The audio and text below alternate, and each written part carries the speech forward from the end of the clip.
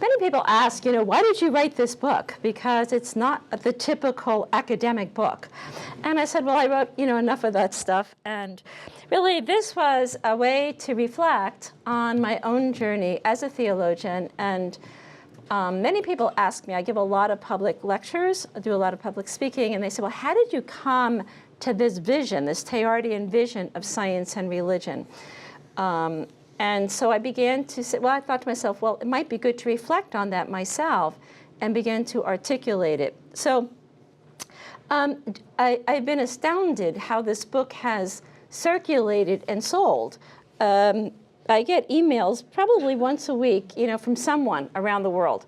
I've gotten emails and notes from people from Australia, from Canada, from Ireland about this book, the way it's touching them or speaking to them in some ways. And the book sale, I think we've sold close to 4,000 in just 3 months. So, I mean, it's doing pretty well. And as I look back, given where we are today in the church, we have these labels of conservative and liberal, or Thomistic and, other. As I look at my own life, I was a Cradle Catholic. I mean, I grew up in New Jersey, and my parents were Italian-American, and, they had the American dream for their youngest child, that would be me.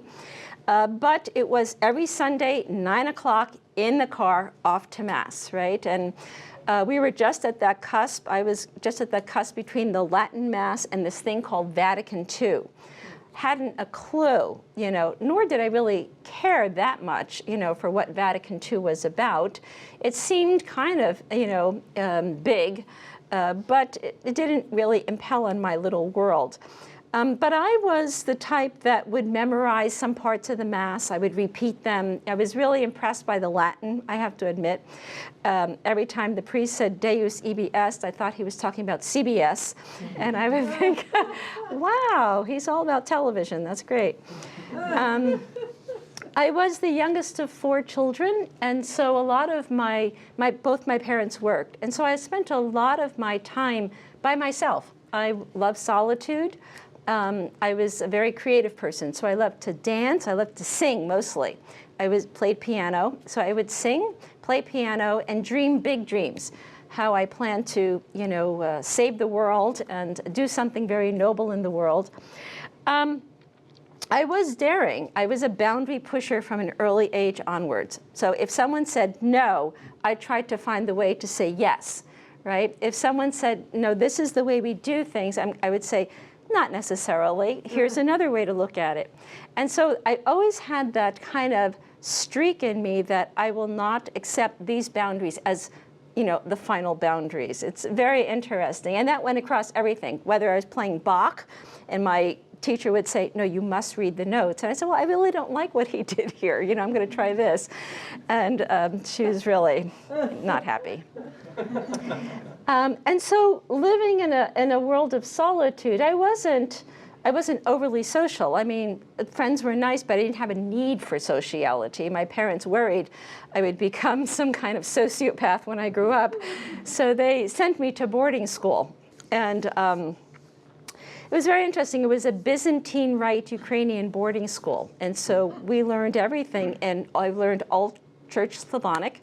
We had Mass, the Byzantine Mass, every morning at 6 a.m. in Old Slavonic. I learned how to Ukrainian dance. I was a Ukrainian dancer and drew Ukrainian Easter eggs. And my parents once said, oh, we didn't know it was Ukrainian. And I said, how could you not know? I did everything I could, I think, to maybe try to get myself expelled. Everything from smoking, on the firewall, staircase, but I was always a very good student. I was usually in the top of my class, actually, and so I drove the sisters completely crazy. They, weren't sure what to do with me, but they eventually did graduate me. And I was always attracted to science. As much as I loved writing and I loved music, there was something about science that really drew me. And as an undergraduate major, I was biology pre-med. it was the time where it was very competitive to get into medical school, and we were all driven and very grade-oriented. And so biology, chemistry, and physics were really where I spent most of my time. And so the idea of we had to take 2 theology courses in college, and I said, my whole mantra was, who would study theology? That is ridiculous, you know. Like, how can you possibly study God?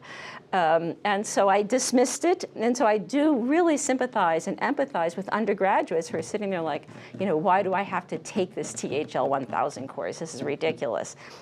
Because I was that student, you know, and I see myself sitting there sometimes and thinking this is really worthless. I mean, science really has the answers. Science will really bring about the truth that we're looking for. And so I lived in that kind of, you know, scientific snobbery for a while, and went on to graduate school. I didn't get into medical school the first time around, and I was okay with it. I got on a waiting list, I think, at New Jersey Medical School, but I wasn't driven like some of my classmates were. So I got, you know, a fellowship to go to Seton Hall, actually, to do a master's in biology, and I thought, that's great. My roommate was going there. We could continue to have fun there, and my life was between having fun. I was a serious student, but not overly serious, so it was about having fun and never working. That was really my 2 things. I never wanted to actually work. I think being the youngest child, it was like I was going to have as much of a free vacation of life as possible. My brothers, they drove them crazy, and they thought, she is so spoiled. They didn't talk to me for the first 40 years of my life, actually. So I went through, Seton Hall was a very interesting place, actually. And I lived in an interesting time where we were right at the 60s were over, but we had the vapors of the 60s in the 70s. So it was very kind of loose in terms of morals, in terms of ethics, in terms of, you know, relationships, in terms of drugs, which were quite abounding, actually, at Seton Hall. And so I was part of it, but not part of it. I was inwardly, there was something that had been planted deeply, that was deeply religious. And while that little flame was there, I tried everything I could not to tend to it, you know, but it was always there. I eventually found my way to New Jersey Medical School, where I was offered a teaching assistantship to do a PhD in, I wanted to do in physiology. And the reason is my mother was a psychiatric nurse, and I became very, very fascinated by the area of psychiatry. And I spent several summers working in, it was a government state home for mentally ill people, and I was fascinated by the brain. And so I wound up going into the Department of Pharmacology at New Jersey Medical School. And while I thought I'd work on the brain, I started working on the spinal cord, which is like a mini brain. And I wound up, I was an electrophysiologist, so my area of expertise was studying the electrical components of the nervous system, and in particular, motor neurons. And I wound up doing a project on what would be an animal model of ALS, amyotrophic lateral sclerosis. And so I became actually pretty well known in my work, even as a graduate student. There were very, very few electrophysiologists in the country, and I was one of a handful doing this kind of work. So all of this was great, and my life was slated to be this top-notch researcher. And my advisor thought I would go on to NIH and take his place on this government committee and stuff. But in my 3rd year, I came across the life of Thomas Merton. I never heard of Thomas Merton. I never heard of a contemplative. And so I was it was his Time magazine, just thumbing through, and here's the Merton book, this new biography coming out. And so I was just completely mesmerized by his life. And so I ran out and I bought the 7-Story Mountain. I read it, I think, overnight, and I thought to myself, this is what I want to do. And so it was really interesting in this quick moment. It's almost like all my life has really been a search for what Merton was articulating, this leaving all, you know, to live for Christ alone. And that became my drive. So here I am, I'm finishing up this doctorate in pharmacology, and everyone's saying, wow, you know, you're going on to great things. And I'm thinking, no, I really want to go to the desert, and I want to be a contemplative. And my colleagues, religion was just not part of our discussions at all. And so it was a difficult time for me because I was kind of pulled now between two worlds. But I was introduced to a group of Byzantine Discalced Carmelite nuns in Sugarloaf, Pennsylvania. And I thought, wow, this is great. They're very traditional. They wore the long habit, literally, all 9 yards. It was a life of asceticism, literally work and prayer, no books or anything like this. And I was enamored of this way of life. And so I made a decision to myself that I would leave academic research when I concluded my doctorate. In the meantime, I had to go through the rubrics of finishing this doctorate.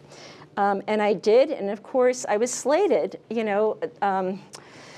My advisor didn't know what was perking within me, and so he started making arrangements for me at Johns Hopkins University and Albert Einstein School of Medicine, and he said, you need to choose a postdoc at one of these places. And I went down to Hopkins, and just a lovely group of people in neurology and neuropathology, and they're like, you're the person we want on board. I'm like, great. So I thought, how am I going to tell them, actually, I'm going to become a Carmelite? This isn't going to work, So I went ahead and I signed all my papers, and then I went on a vacation, because it's always good to put distance when you start making these radical decisions. And my first vacation was to the Holy Land for a week. It was one of those $5.99 all-package deals. And I went with a sister who actually introduced me to the Carmelites. It happened to be with a group of born-again Christians. That was the only kind of interesting part of it. But I came back, and then I did a live-in. So my colleagues thought that I was in the Holy Land, but then I sent them all a postcard, and then they never heard from me because I actually had to go and do a live-in with the Carmelites. So for 3 months, I was sort of out of touch, and they all wondered, what happened to her? They thought, this is what they told me afterwards, that I ran off with a strapping German. I'm like, really? Or, stayed in Europe, but they had so I created this space. And as I look back, I thought, I really should have done this. We do owe it to the people who we work with to be honest in our life journeys. But it was where I was, and I decided to enter the Discalced Carmelites. And I wrote everyone a letter at the medical school saying I was leaving academic research. They had just invested all this money in me, and I was now leaving it. And they really thought I had a nervous breakdown, or maybe inhaled something from the lab that I would need therapy for. But I did. And crossing that threshold into Carmel was the major turning point for me. So the ancients spoke of a fuga mundi, a flight from the world, in a sense, a death to the self. There was something of that took place when I crossed that threshold into the Carmelite monastery. To this day, I knew that I was giving up a very, what would be a potentially very lucrative profession, something that could make a major mark, in the field of medicine. But I did that willfully, and I knew I never felt more drawn to what I was doing than crossing that threshold. And yet, I chose a very rigorous way of life. It was very difficult. It was not easy. We were up at 4 in the morning for long hours of prayer. It was literally prayer and physical labor. And I hadn't moved anything beyond a pen for most of my life. So for me to lift 50 pounds of flour and to, go into the garden at night and, pick vegetables and, do all this stuff, I was exhausted. Every night I would go to evening prayer and just fall asleep. And I thought, maybe this is a sign from God, But yet there was something about the monastic life that became extremely foundational for me. And it was that the monastery was like a greenhouse for God. That's all we did was God.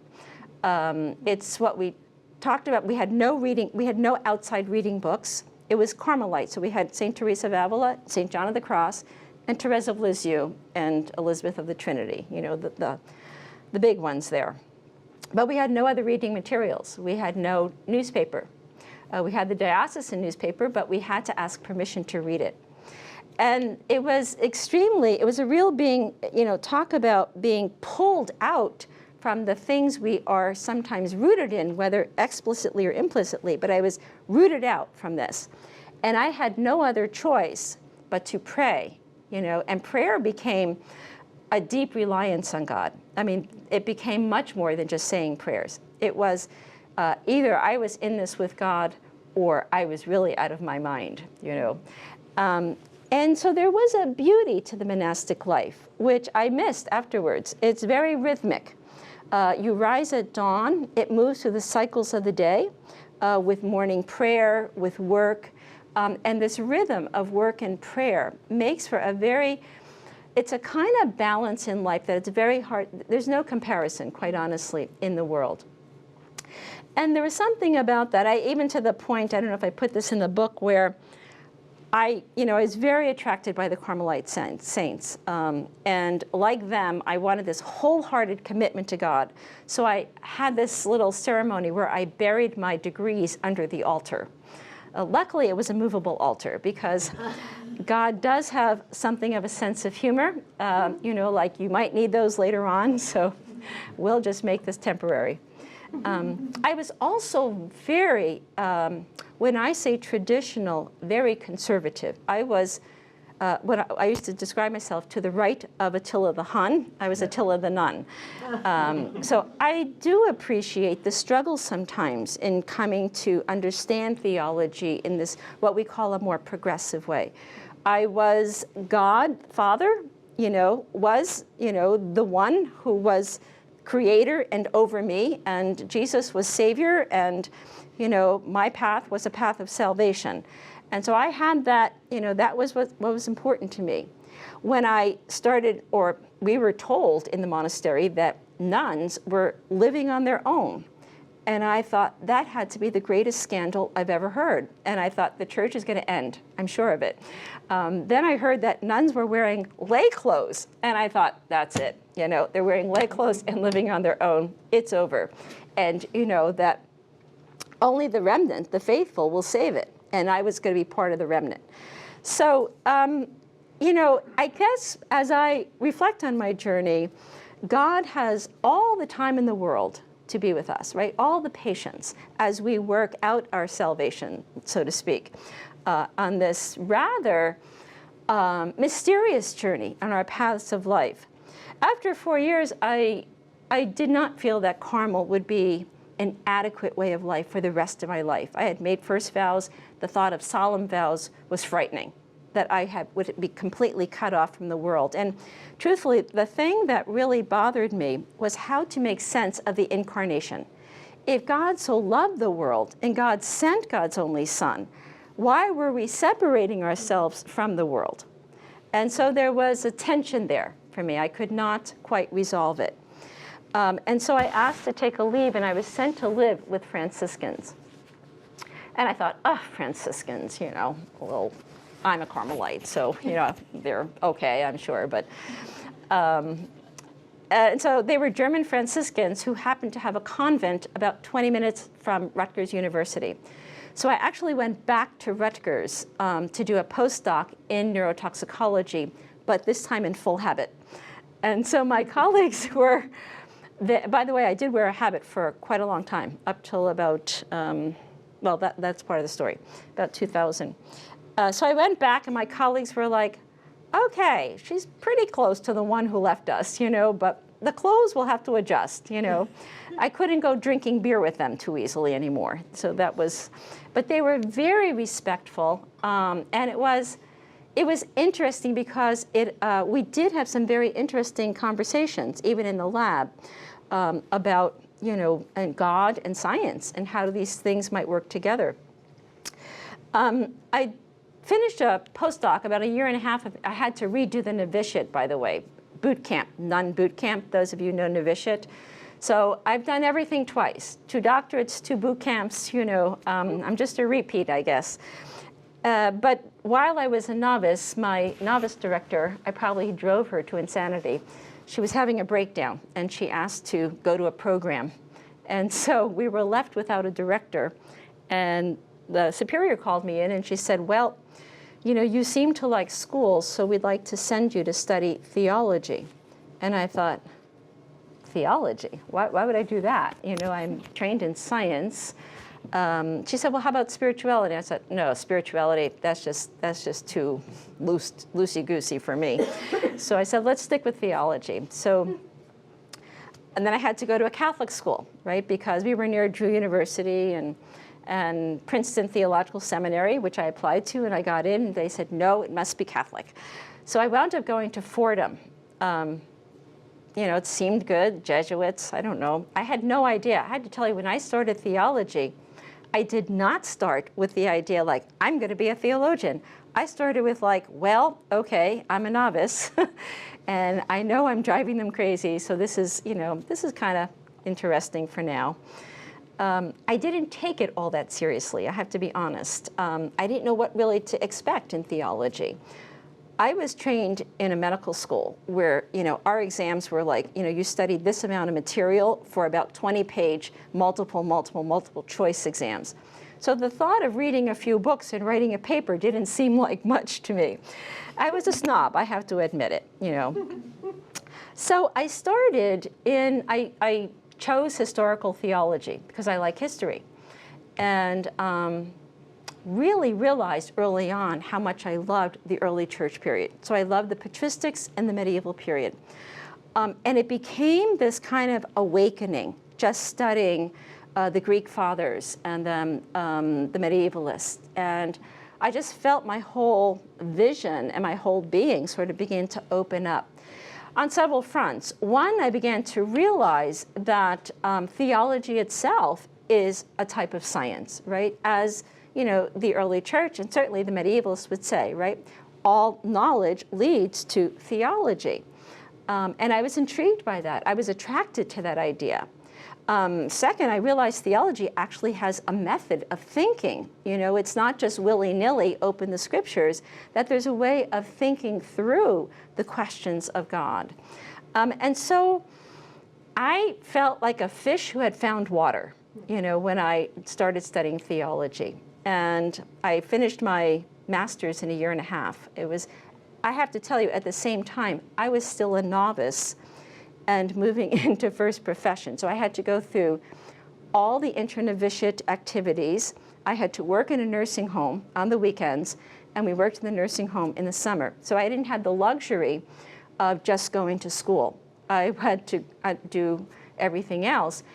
In a sense, because I never had the luxury of only doing studies, I had to learn how to think in a way of being very disciplined. And that's where the monastic life became very helpful. I was very disciplined about, I had this much time to write a paper, I had this much time to study, I had to be in the nursing home at this hour, and so I made it all work.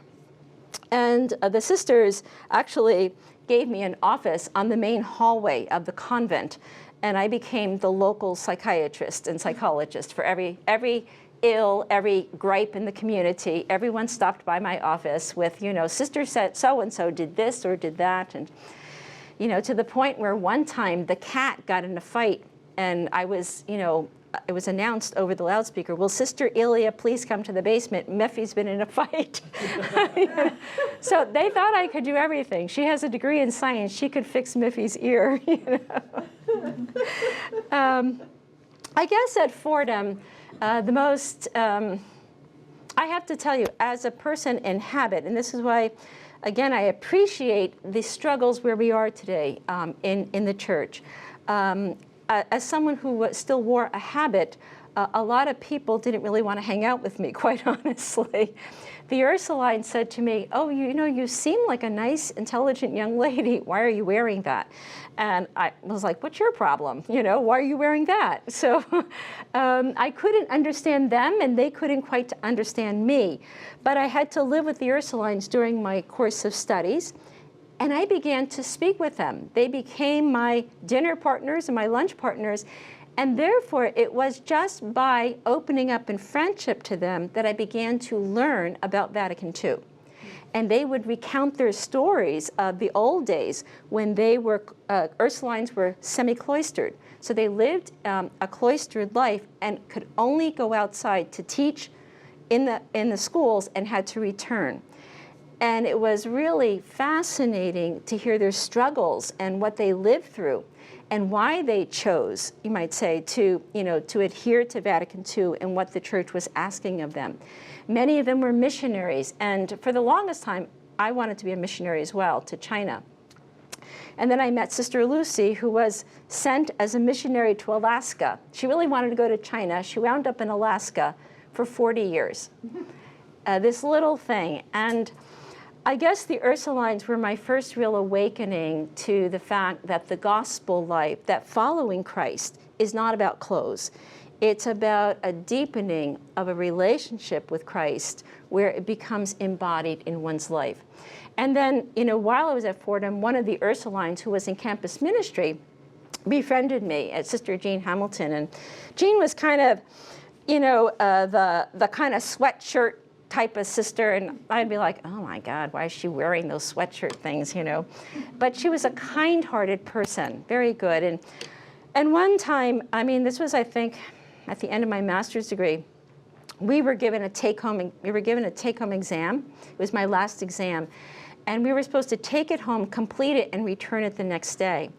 And I said, there's no way I'm going to go from the Bronx, New York to New Jersey to finish this exam and return it. And she said, well, why don't you use my office and my computer? And I thought, wow, this is fantastic. So I forget, around 6 o'clock at night, she opened her office. I went into the office. She was nearby and went home, made supper, and brought it in. And she just said, whatever you need, here's supper for you, here's the office, here's the computer, and I'll just wait till you're finished. And it was this interplay of the way she did what she did. I had this kind of revelation that here was Christ for me. Like, this person was Christ. And I began to understand what the incarnation was about in a new way. And it was really an eye-opener for me. And that became a pivotal moment, that what I call the Jean moment of my trajectory. And then I wound up at Fordham studying with Ewart Cousins, a leading Bonaventurian scholar. Ewart was a very unique man. He was a brilliant mind, trained in medieval philosophy, who had the ability to move from the 5th century to the 12th century to the 20th century and then back to the 5th century. Almost what I would call an etch-a-sketch. Students who were linear thinkers would come out of his class like, what did he talk about? He would drive them crazy. But I would sit in his office for hours, and we would talk about Augustine and Bonaventure and Alfred North Whitehead. And you would go through this whole array, like sketch of ideas. It was like being in another universe with him. And it's from him that I began to learn, in a sense, a way of doing theology that was different from the analytical schools of theology. The systematics professors, of course, did the usual, beginning with modern philosophy and the German foundations, etc. But Ewart had his own integrative method of theology, and I think he was thinking for a much wider, integrated, complex world, where theology would take an organic hold of it. And it's from Ewart that I was introduced to Teilhard de Chardin. He was president of the American Teilhard Association, and Ewart actually was a roommate with Thomas Berry. So the environment at Fordham at the time was Teilhard de Chardin, Thomas Berry, Raymond Panikkar.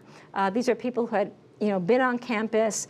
And then I was studying Augustine. I wrote my master's thesis on Augustine, Bonaventure, Gregory of Nyssa. And so it was this very interesting and very rich environment of historical theology, systematic theology, and contemporary ideas. So I did my dissertation on Bonaventure's mysticism of the crucified Christ. I was given 1 academic year to complete my PhD dissertation. Actually, the community asked if I would do it in 3 months. I said, that's not possible.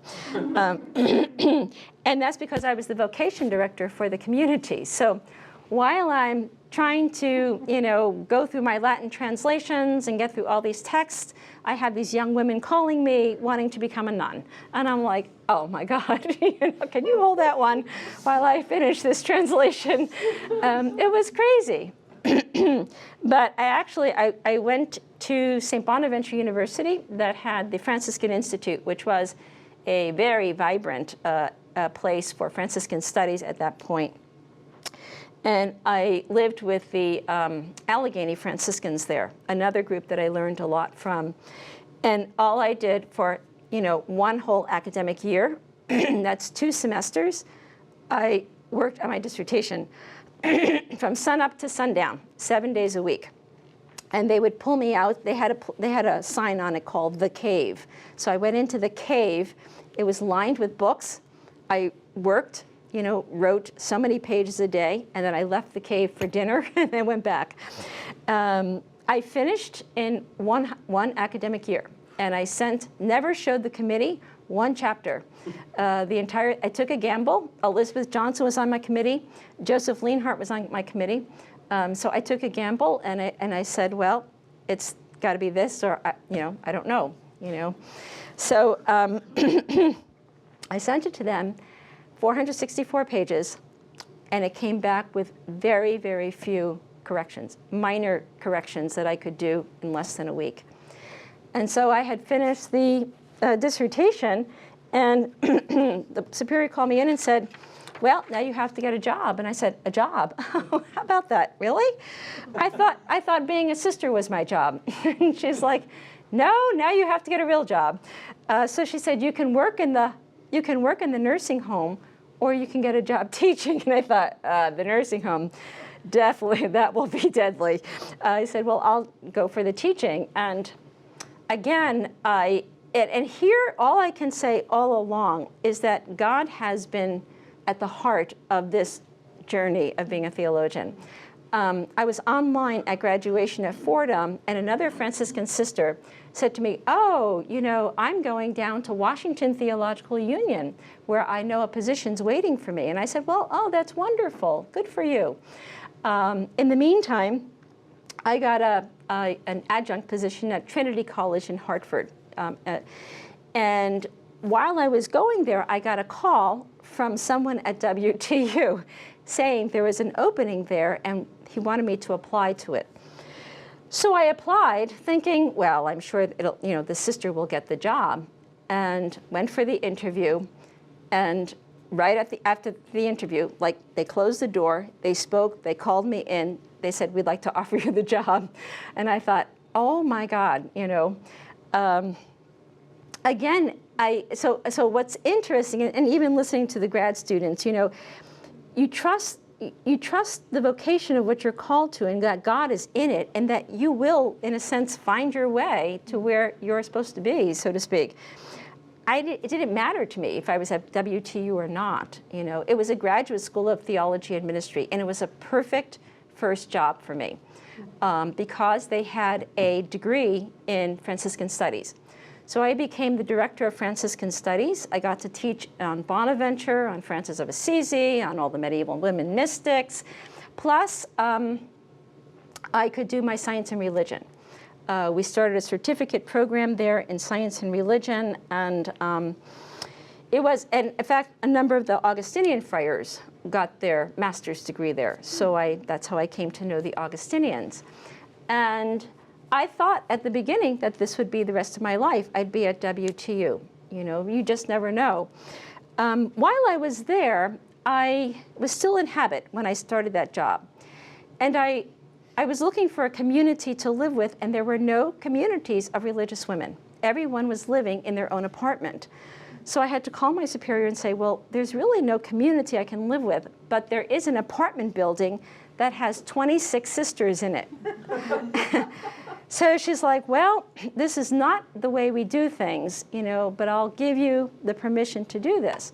So I wound up renting an apartment that the sister who had lived there before me had written a book called The Transformation of the American Catholic Sisterhood, which launched the beginning of the LCWR, the Leadership Conference of Women Religious. I was living in the midst of Vatican II sisters. Like, right, these are the women who were making the history.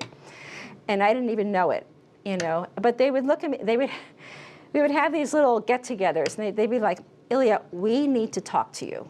And I'm like, well, about what? We need to tell you, you know, what has taken place, you know, with Vatican II, with regard to religious dress, you know, with regard, and I'm like, you know, I would kind of be nice, I'm kind of interested, but not that interested, you know. We got along, but it was always sort of a tension, you know, having the habit and being with unhabited or newly habited sisters, so to speak. But I loved them. I learned so much from them. They were living history for me. And eventually, one day, I was just sitting in my apartment. And because I could be in the solitude and have a beer, and there's no one around me asking about Miffy's ears. So I just sitting there, and I had this tremendous sense, and it was from the Benedictus. God has come to his people, God has come to you and set you free. And I had a tremendous sense of God's presence and a sense of being free in that presence. And therefore, I realized it's not the clothes. And so you know, while I still like the habit, I think there's there could be a place for it, I didn't feel tied to it anymore. I didn't feel like it defined me ontologically. That what I was truly a Franciscan, one who really chose Christ and the following of Christ. And I have to say, Franciscan life, I am a Franciscan through and through. It doesn't look that way on the outside, but I can tell you on the inside, and that is on several levels. One, I have made Christ the center of my life. That was my final profession. You know, you kind of have a theme. And in German, it's Christus ist mein Leben, you know, that Christ is my life. And I wasn't sure what I exactly meant by that, but that theme has actually pervaded my whole theological career. And it's what actually led me to really be gravitating toward Teilhard de Chardin, because I think he had a similar theme in his own way. So just to kind of wrap up, I got a call. You know, I was at Washington Theological Union, and after 9 years, I got a call from a Jesuit at Woodstock at Georgetown, Woodstock Theological Center, saying, we're looking for someone in science and religion, and we'd love to talk to you. So I went down thinking, oh, Jesuits, you know, they're nice. I had them at Fordham. And they invited me to become a research fellow at Woodstock. Again, it wasn't what I was thinking about. I wasn't even planning in this direction. I wound up, you know, leaving WTU and becoming a senior research fellow at Washington Theological Union. And that, you know, that experience, again, it was learning how the Jesuits approached intellectual questions. Was a whole learning experience, because for them, prayer, community, and the intellectual pursuit are all intertwined. And it was something that I think it is very valuable to me, still to this day. That doing theology is not what I do all by myself, you know, in my lonesome path. It's an engagement. And so we were, at Woodstock, Bernard Lonergan's, you know, method of theology was paramount. And so we talked a lot about the Lonerganian method, and therefore the question of consciousness and desire and experience were very important to how we engage theological questions. But it's there that, you know, we took apart Raymond Panikar's book on the rhythm of being, but one in particular, one Jesuit, John Hoy, became my mentor and my best friend. I mean, he was 80 years old at the time. But John was just, again, a brilliant mind, very humble, you know, just someone who really asked deep, thought-provoking questions. And his whole life was just asking questions. And one day we were sitting at lunch, and, you know, we were talking about academia and writing papers, and he said, you know, most academics are not secure in their ideas, and they have this need to keep quoting everyone. And he said, trust your own ideas. Trust, you know, what you are thinking within you. because he said that's where the Spirit is working. And I thought that was a really good insight in the sense that God, God is at work in our lives, that the Spirit is groaning, you might say, through our lives to bring new horizons of insight into meaning. And so I began to take up John's idea. He's the one who wrote a wonderful book called Where is Knowing Going? On Catholicity and Higher Education. And it's from John I began to get a much deeper sense of what Catholicity actually means. Not Catholic in this small, narrow institutional sense, but Catholic, I think, as the early church actually adopted that word, meaning a consciousness or a sense of a wholeness, that God is at the whole. And therefore, Catholicity and cosmology actually belong together. There's a new cosmology now, with Christ as the whole, and therefore even the Pantocrator, Christ the Pantocrator, makes much more sense in terms of Catholicity. Not a narrowness of Jesus the Christ, but a breadth, And therefore, while I was at WTU, part of the archives of Teilhard de Chardin were there. And we had a research project on Teilhard. But the program manager came to me one day, he said, I have these 3 boxes in my closet of my office, and I think they're the writings of Teilhard. Would you want them? I'm like, yeah. And so he brought them down to my office, and sure enough, they were all of Teilhard's notes from about 1917 to 1950. They were the partial archives of what Woodstock had inherited. And for the first time, I had the opportunity to see how Teilhard thought through the questions of his day. He was a scientist, right? He was not a trained theologian. He was a scientist and a Jesuit. And he had this deep, devotion to the Sacred Heart of Jesus. And he brought these things together in his experience of the material world. And he describes how when he held a rock, or when he touched the sand, that there was something more there than just the mere inert particles of matter. And he, devoted his life to trying to bring faith and evolution together. And he did it in such a way that the whole thing is really centered in the incarnation. His whole vision is a deeply incarnational vision that, God has entered into the material world. And therefore, there is nothing profane below here, he says, for those who know how to see. And so it gives, a whole new take on things. And I have, since Georgetown, really devoted my writings and my thought to trying to expound what Teilhard was trying to get at. And I think, there's some places where he's a little weak because he doesn't have some of the philosophical, groundings to his ideas. And so a lot of my work is trying to build up some of the philosophical ground to understand better what, the type of metaphysics he was putting out and why the incarnation is not only central to what we're about, but it gives the breadth, meaning, and purpose of an evolutionary universe. And so Teilhard, I replaced Bonaventure with Teilhard, but not to the exclusion. I still like Bonaventure very much. But I guess, in all of this, I have begun to see that theology, first of all, is not a job, and when we make it a job, I think we thwart, if not enervate, that it's a call. I think it is a type of call where God is calling us to engage in these deep questions of religion, of incarnation, in a way that the answers cannot be just mere scientific answers. They are transformative.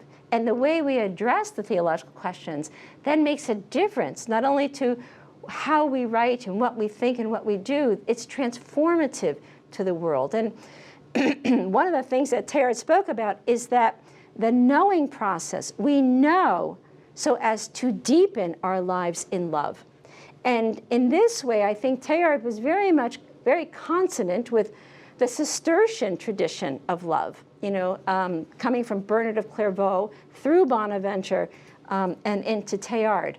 And very much like Bernard, knowledge itself, he said, is a form of love. So for the medievalists, love is the highest form of knowing. And I think in the modern period, we have made this kind of knowledge divorced from love as the highest knowledge. And I think sometimes Teilhard realized that without love, we cannot come to a true unity. And therefore, again, I have pulled all this together, through my own life has been sort of a weaving of these various strands. And it continues to unfold. Someone said to me, that book is, book one, and then another 20 years we'll have book two. Because it's a journey. And, for me, it's a journey as such, like if someone were to say to me, okay, you no longer have a job tomorrow in theology, God has another plan for you to do, I would say, okay, let's do it, right?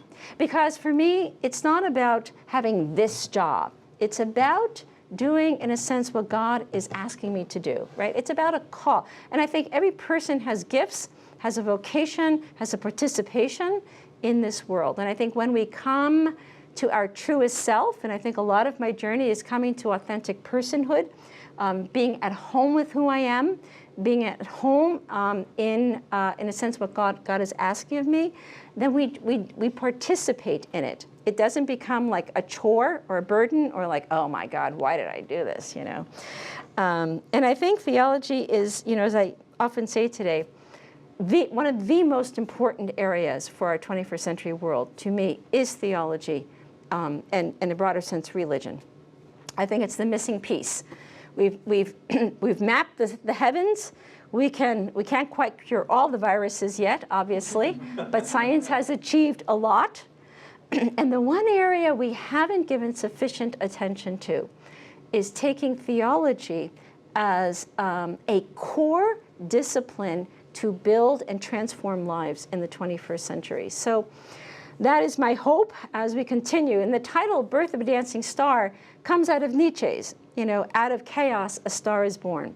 So as I began to see that what I had planned for my life didn't really happen, right? It was very chaotic a lot of time. And yet, out of that chaos, the Spirit of God has been working to raise up, in a sense, my own personal contribution to the world that we're engaged in. So if you feel that your lives are unraveling and in chaos, give thanks and celebrate, right? Because out of chaos, a star is born. Thanks.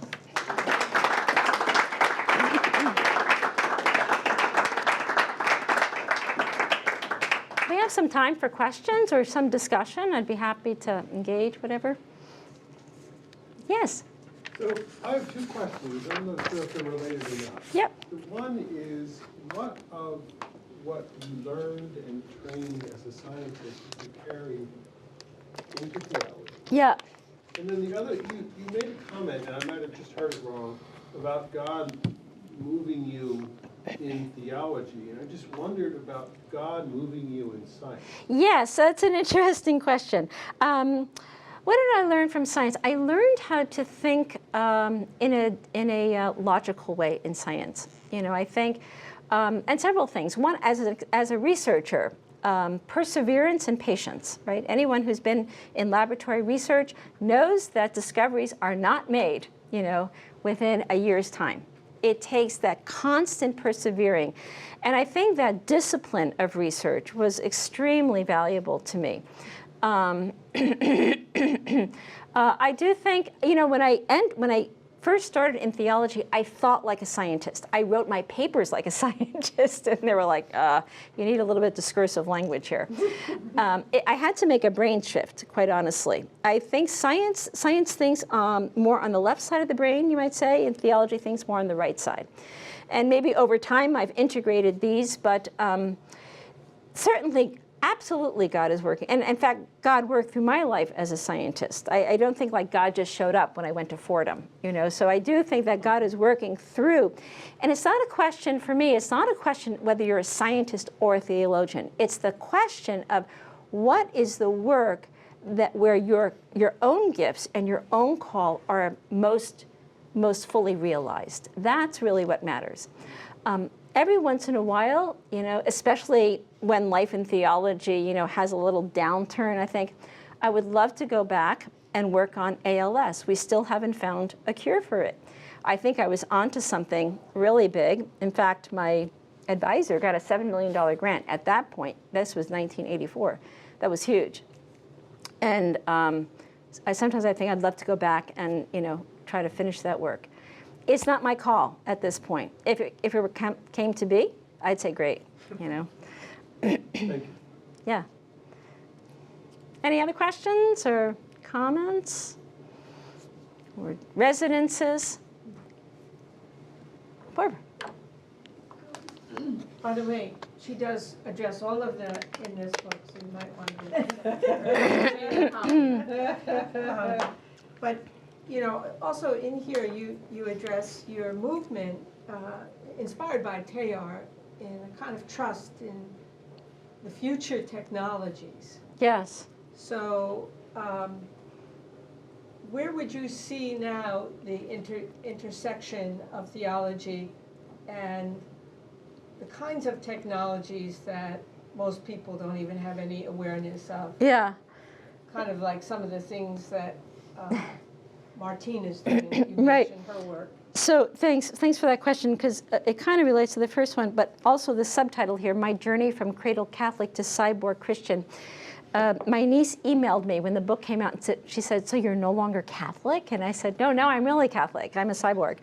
But we have to understand what that means, right? And so, going back to your question, one thing, being a scientist, I am not afraid to read science. So I'm very comfortable reading, even though I may not be a physicist or a cosmologist, I have no qualm reading on what, some of the latest findings are. Where I find without that background, some people in theology find it overwhelming. Like, how do I make sense of this? My work in artificial intelligence began at Woodstock because we took up a research project on transhumanism. And Teilhard himself, in his essays on the future of man, was living right at the dawn of the computer age. And he was fascinated by this computer that could potentially link minds. So he anticipated the internet without ever realizing its emergence. But what he saw in this linking of the minds was a continuation of what he would call the building up of Christ in the universe, or Christogenesis. And so he saw computer technology as advancing consciousness in the universe, maximizing consciousness. And in terms, it would link us, we would be more complexified, and consciousness would increase. And I've been really fascinated by that idea, but then building on it and realizing that one of the things technology does, it challenges our notions of biological being, essence, right? Are we fixed beings as humans? Do we have fixed boundaries? And, from the point of nature is a very overarching term that describes the complexities of physics and chemistry and the way, organisms will seek out their environments. And therefore, there's a techne, or a technology, built into nature.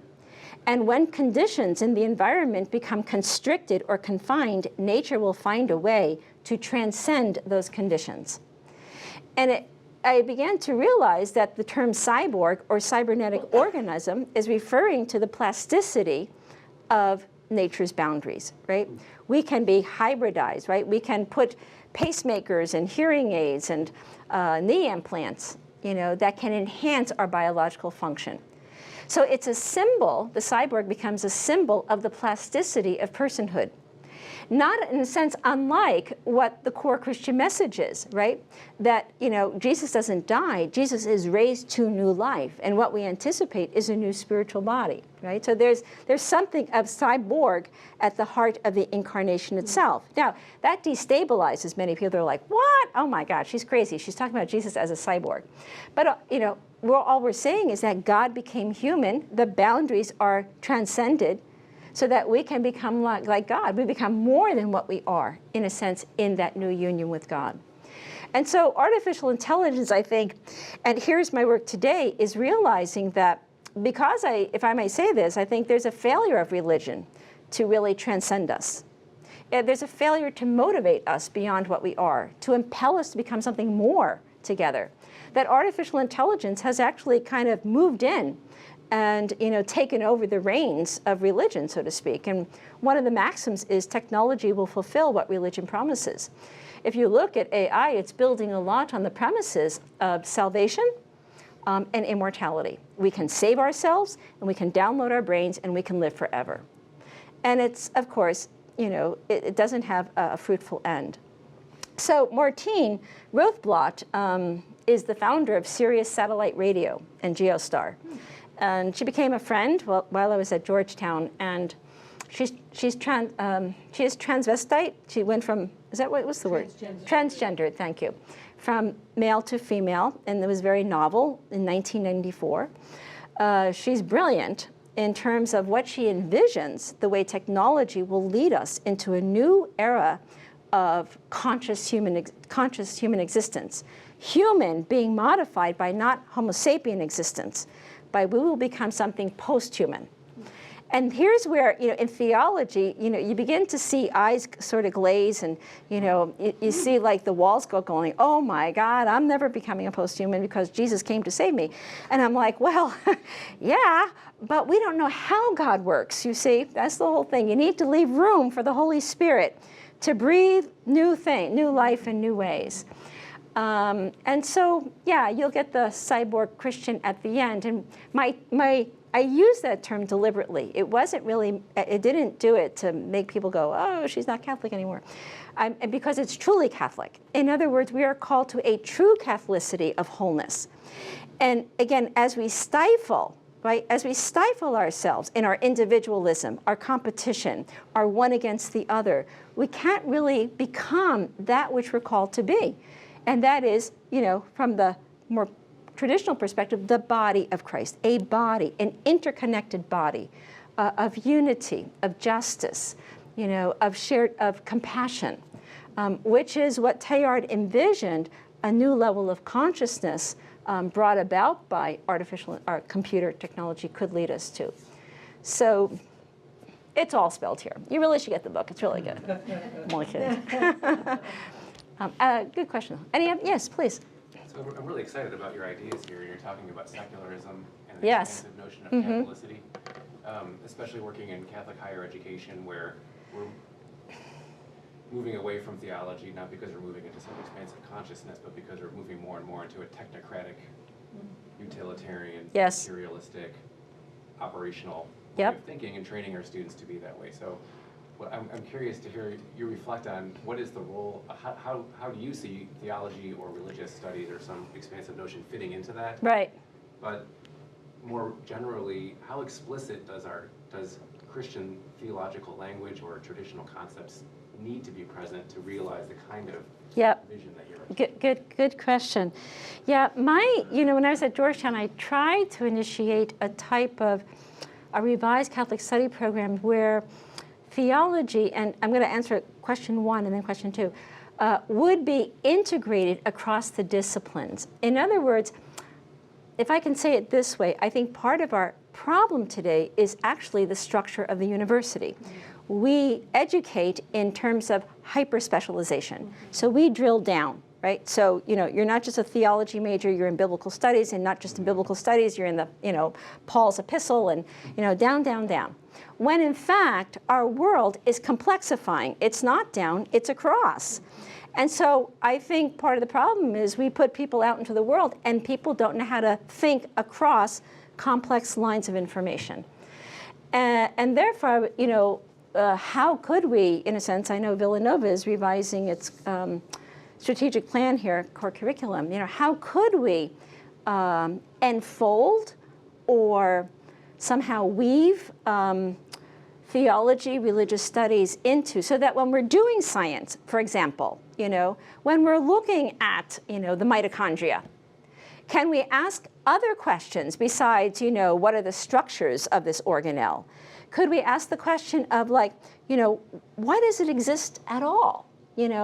what's its function for besides its immediate environment?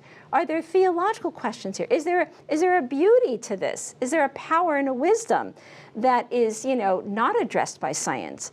So there's a way, I think, of engaging areas of knowledge where our questions would have to shift. In other words, we would need to bring in a different set of questions as we're studying the very things we've been studying. Does it have to be explicitly Christian? I think no. I think from my perspective, I hold, the centrality of Christ, but I also want to be embracing of different religions, of different ways of articulating. And I do think our world today calls for a greater sense of compassion and of shared solidarity in this. And I might use different language. I might use the language of love, the language of compassion. My intent is not to separate and divide. It is to, because I think that's what Jesus was about anyway. He was about inclusivity. How do we bring people in to this God project? And I'd like to find new ways to do that. I think you almost have to let go of the rigidity of the disciplines in a way that could at least be open to something new. And yeah, you almost have to create new disciplines, yeah, quite honestly. You use the word fluidity, and William Desmond uses the word porosity, which I love because I like that word. Yeah. Everything flows into others. Osmosis, porosity. That sense of interconnectedness, and what's also interested in many native religions and philosophy, they don't separate out this profound distinction. Right. But if one religious ritual or practice is meaningful and at the heart of one tribal tradition, another tribal tradition will say, well, that's going to be good for us too. So there's that fluidity that you use, or that porosity, but the willingness to do that is the conversion moment. It is. And it's hard for academicians, right? Because we're trained in certain ways, and it's very hard for us to let go and to take a stance of humility that we might be called and challenged to think in a new way about our areas. And we don't want to leave our comfort zones, and that's a problem. And not being willing to leave our comfort zones, we're actually contributing to the unraveling, I think, and the devolution of the world. Because it can't find, in other words, it can't find these new levels of unified knowledge, right? It can't. It insists on the separateness of our knowing patterns, like this and that, and we have these little bits of knowledge, but how do they fit together? And we can't make a whole, and we're desperately seeking to make a whole, which is why I think cyberspace is so alluring, right? Because I go into cyberspace and I can find a sense of connectedness. I can find in a sense of a wholeness that I'm not finding in my everyday, work sphere. So. Can I add one more thing? Yeah, please. That it seems, too, that as academics, we're great at taking everything apart.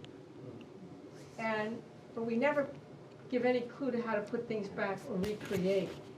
And students get, cynical in a way because there's nothing positive. It's just, deconstruction. Yeah, that's true, too. So, but that's part of that model of just the academic goes, as you would say, drills down deeper, but to take everything apart. But at some point, we have to provide the methodology of reconstruction. Right. And openness to other models, it seems to me. I fully agree on that, Barbara. I think that's really true. And I just, as a thought, so many people think that science is about that kind of, the reductionist, but actually, good science is actually always building new models, right? It tries to pull together those pieces. And science is always there's a misnomer or an illusion that science has factual ideas.